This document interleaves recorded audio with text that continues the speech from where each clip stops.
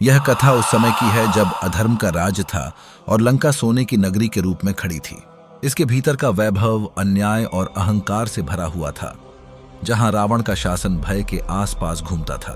धर्म की आवाज यहां गूंजने के लिए तरस रही थी, पर वहीं हनुमान प्रभु राम की सेवा में निकले।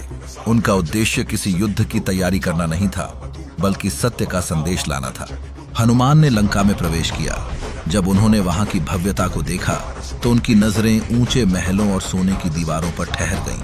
हर तरफ अहंकार की छाया फैली थी, पर उस चमक के भीतर अधर्म का गहरा अंधकार भी छिपा था। हनुमान ने माता सीता का पता लगाया और उन्हें आश्वासन दिया कि धर्म की विजय निश्चित है, और इस दृढ़ विश्वास के साथ लंका की शक्ति को परखने का निश्चय किया। हनुमान ने जानबूझकर स्वयं को बंदी बना लिया। यह उनकी कमजोरी नहीं, बल्कि एक रणनीति थी। वह लंका की आंतरिक संरचना को देखना चाहते थे।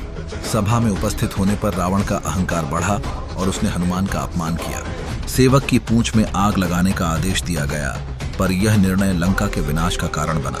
जैसे ही हनुमान की पूंछ में अग्नि लगी, उनका तेज और भी बढ़ गया।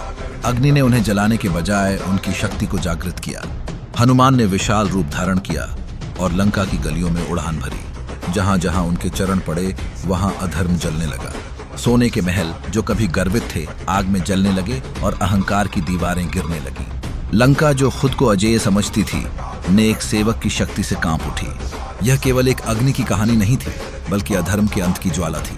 हनुमान ने निर्दोष को कोई हानि नहीं पहुंचाई, बल्कि केवल अधर्म का प्रतीक जलाया। यह हमें सिखाता है कि सच्ची शक्ति विवेक से चलती है।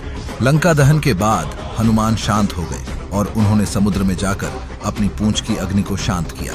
फिर वे बिना गर्व, बिना अहंकार के प्रभु राम के पास लौटे।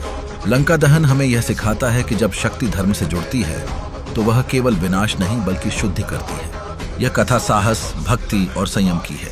हनुमान ने अब दिखा दिया कि एक सच्चा सेवक अकेला होकर भी अधर्म के साम्राज्य को हिला सकता है। आज भी यह कथा हमें निर्भय बनाती है, सिखाती है कि जब हम सत्य के साथ खड़े होते हैं तो कोई भी लंका अजेय नहीं रहती। यही हनुमान की शक्ति है और लंका दहन का सच्चा अर्थ है। जय श्री राम, जय बजरंगबली।